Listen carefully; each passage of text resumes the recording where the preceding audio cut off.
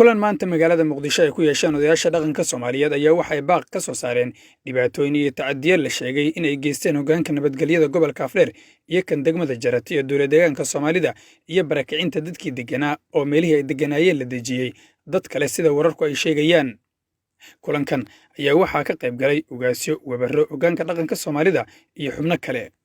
baaq wadajir ayayna u direen madaxweynaha dowlad deegaanka Soomaalida Mustafa Maxamed Cumar Cagjar iyo shakhsiyaadka la eedeeyay. ugu horreyn macallin Cabbaas Cabdiraxmaan Yunis oo ka mid ah odayaasha dhaqanka ee dowlad deegaanka Soomaalida ayaa ka warbixiyay xaaladda xilligan ka jirta deegaanadaasi.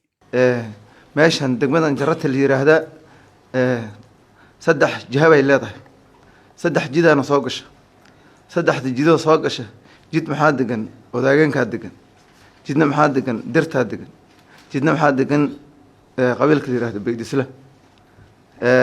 saddex jid oo soo degay markii la fariistay dadka guddiga ee maamulka ama heer state ama heer gobol ama heer degmo markay fariisteen oo yiraahdeen dadkan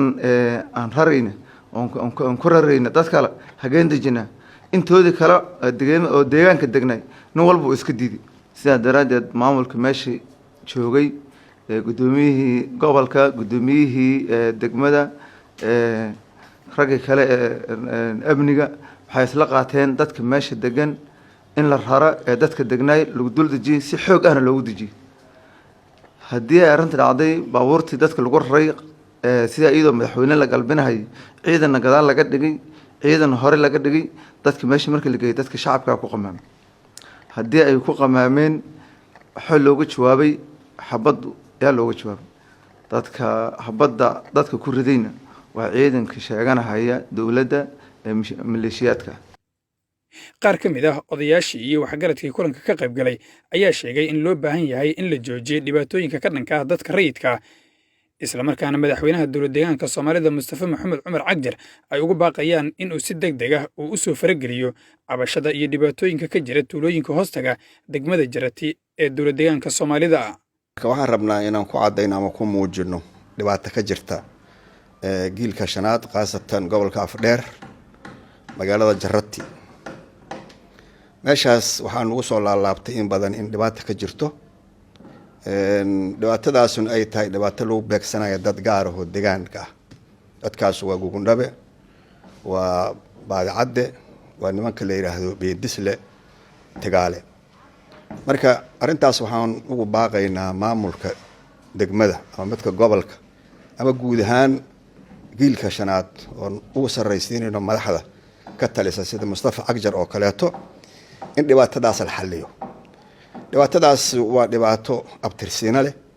muddo badan ay soo noqnoqotay dad deegaan oo ayaga ilaahay meeshaas makaniyay in mid kale la kordejiyo waa arrin aan qiimo bulshada dhexdeeda ku lahayn.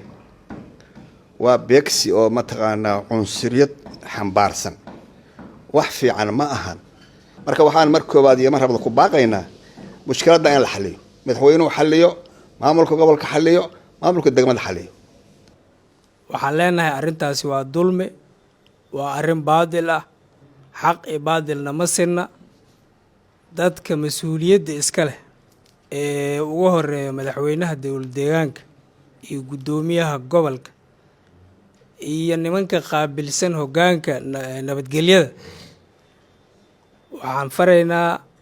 dhibka iyo dhibaatada iyo culayska aad ummadda ku dul haysaan walaalayaalow ka daaya. waxaan baaq dheer u diraynaa garaadka guud ee beelweynsa absame ogaadeen garaad kulmiye garaad xirsi inuu arrinkaas asiga ku baxa dadka walaalaha ee culayska lagu haayo hadduu raalli ka yahayna uu noo sheego hadduu raalli ka ahayna arrinkaas asiga uu ku baxo ka hadlo. waxaan rabnaa inaan anagoo dhaqankii dhibkaasi meeshaas ka dhacay oo runtii dadkaas nagu soo cawdeen inaan dowladda deegaanka Soomaalida Itoobiya oo uu hogaaminayo madaxweyne Cagjar inaan madaxweynaha halkan fariin ugu dirno aan dhahno madaxweyne dadka gobolkaas degan runtii dhibaato badan soo gaartay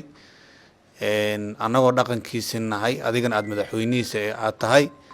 waxaan rabnaa inaad arrintaasi aad ku baxdid wax ka qabatid oo aysan dadkaasi mar dambe ay nagu soo cabano caawa warkooda ugu dambeeya ee aan maqalno war aan ku farxno weli lama arkin qabiil meel degan oo in qabiil kale lagu soo dul raro lasoo dul dejiyo taariikhda weli ma dhicin waxaan rabnaa arrintaasi waxay ceeb ku tahay dowladda waxay ceeb ku tahay qabiilka nin gurigiisa isaga degan yahay asoo aanan ka warqabin ama ogoleen qofka lama soo dejiyo madaxweynow waxaan rabnaa in aanan dadkaasi la isdul saarin oo aan dad kale aan dad aysan ogoleen la dul dejin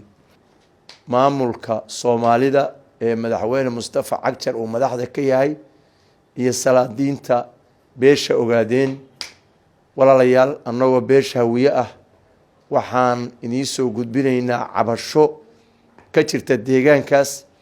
ama cabashada ka jirta annagoo odayaasha hawiye ah Soomaalida iyo dibadba waa wada degtaa xamar waa la wada degaa Soomaaliya waa la wada degaa Itoobiya waa la wada degaa madaxweynaha iyo maamulkiisa waxaan leenahay culayska ka jira degmada Jarati ha laga dulqaado ha loo gurmado